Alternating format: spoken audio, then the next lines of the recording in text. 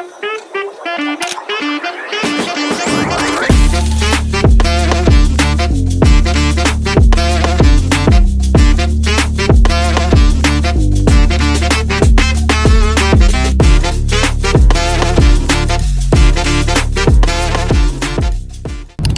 guys, it's currently 6:37 and we're on our way to our second car camping for this year.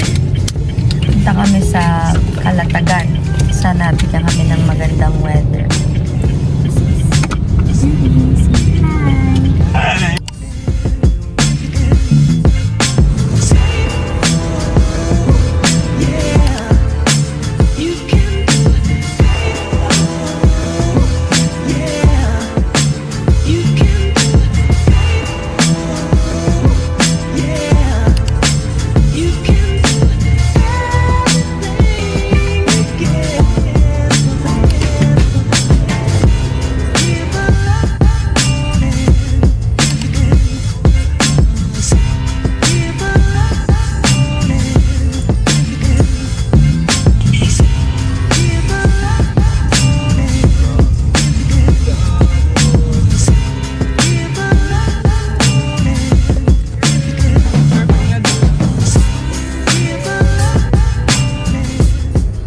So, just an update.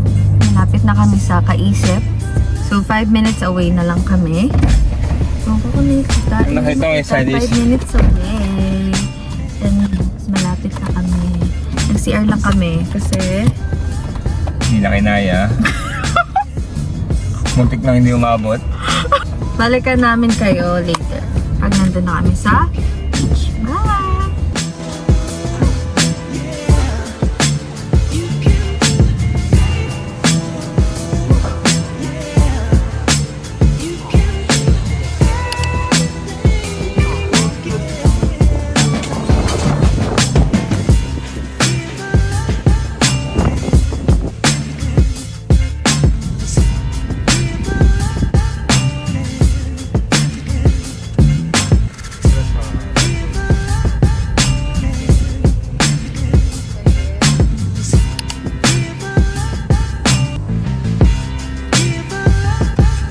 May reservation po. Ano pong pangalan? Joshua Marizara po.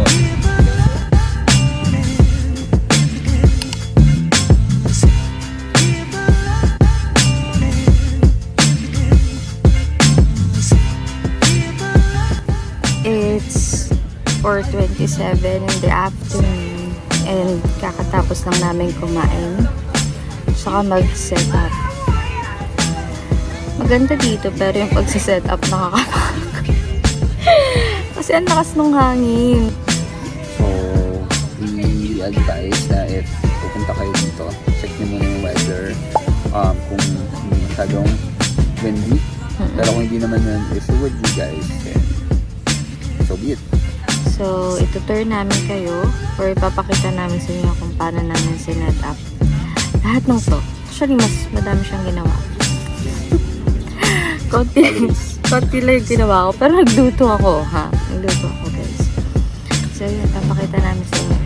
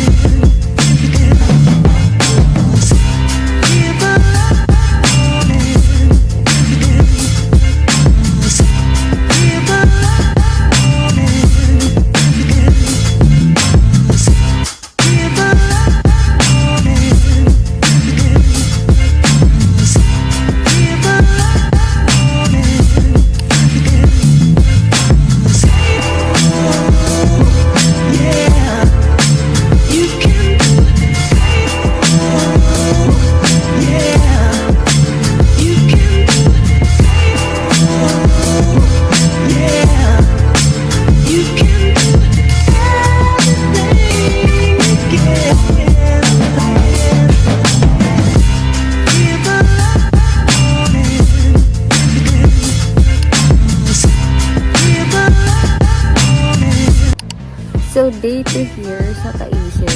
So far, okay naman talaga yung place. Yung mga white flies lang pagising namin. Pero day 2, wala naman kami masyadong plan. Siguro, just roam around, swim, take pictures, and then chill lang.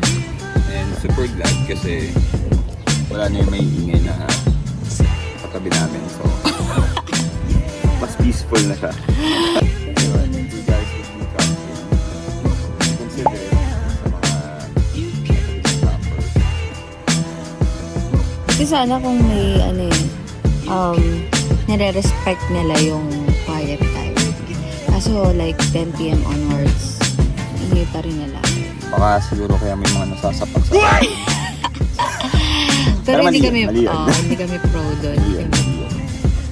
Yeah, sama namin kayo sa aming day 2. Day 2 here sa Taisip. Day 2 here.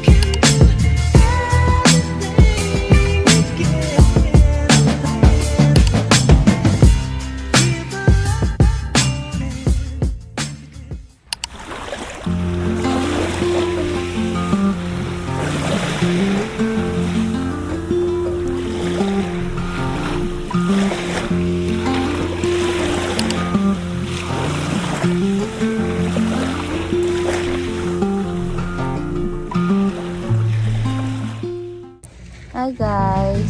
Kakatapos na namin mag-swim. So, second night. And, nandito na kami. It's a fun day. Nag-cruise lang kami. Tapos naglakad-lakad kami sa malaki. It's nice. Pero pangit na yung beach doon. Hintay lang kami ng dinner. And we're gonna rest. Magbo-bonfire kami later. And one thing we realized, probably dito may interview si Raya. Hindi siya pang kids. Maybe not for kids, maarte kasi yung anak natin. Kasi madami nga si grass. So parang hindi siya ideal for swimming. Given para sa akin as an adult, ayoko. Kasi parang makati siya. And if plan nyo mag-swimming talaga the whole day, unlike ng lalakarin kasi low tide. It's like 3 minutes. Ay, nakikita nyo yun, yung mga umiilaw na yun. Siguro aabot kayo dyan. Para lang makapag-swim. Kasi dito sa harap hindi talaga. Ayun. Pero maganda dito. Maganda if For camping. Yes.